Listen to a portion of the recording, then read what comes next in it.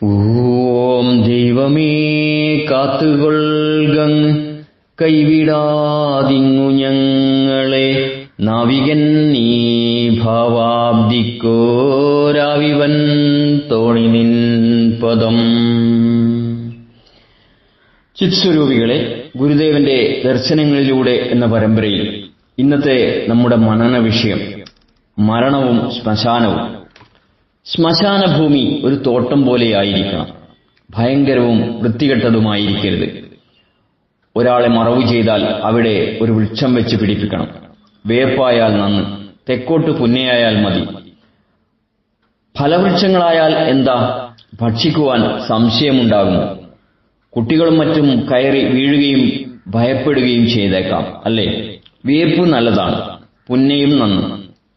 ശ്മശാനഭൂമി ജനങ്ങൾക്ക് വന്നിരുന്ന് ശുദ്ധവായു ഏൽക്കുവാൻ കൂടി ഒരു നല്ല സ്ഥലമായി തോന്നണം. തോട്ടം പോലെയാക്കി മധ്യത്തിൽ ഒരു മണ്ഡപം വേണം. പ്രസംഗവും മറ്റും നടത്തണം.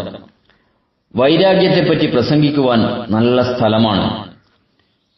പ്രിയരെ, 1928 ജൂലൈ മാസത്തിൽ ശിവഗിരിയിൽ നിന്നും പുറത്തിറങ്ങിയ ധർമ്മം പത്രത്തിൽ വന്ന ഗുരുദേവന്റെ സന്ദേശമാണിത്.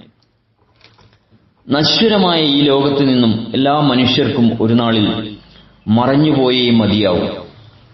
ആ മറയൽ യാഥാർത്ഥ്യമാക്കി തീർക്കുന്നിടമാണ് ശ്മശാനം. അതിനാൽ അവിടം മറഞ്ഞുപോകുന്നവരുടെ സ്മരണകൾ നിറഞ്ഞു നിൽക്കുന്ന പൂങ്കാവനമാണ്. ഇങ്ങനെ മറഞ്ഞുപോകുന്ന ഓരോരുത്തരുടെയും സ്മരണയ്ക്കായി ഫലവൃക്ഷങ്ങളോ ഔഷധവൃക്ഷങ്ങളോ വെച്ച് പിടിപ്പിച്ച് അവിടം ഒരു തോട്ടം പോലെ സുഗന്ധപൂരിതമാക്കണം.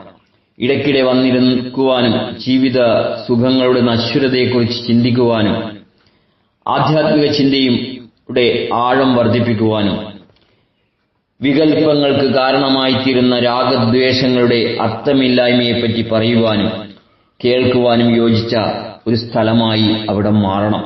അങ്ങനെ ജീവിതത്തിലെ തന്നെ പ്രിയപ്പെട്ട ഒരു സ്ഥാനമായി ശ്മശാനങ്ങൾ മാറണം. അത് ഭയത്തെ ഇല്ലാതാക്കുവാനും ധൈര്യത്തെ ഉറപ്പിക്കുവാനും സഹായിക്കും. സ്നേഹപൂർവ്വം, രഞ്ജൻ, കയനാടത്ത്.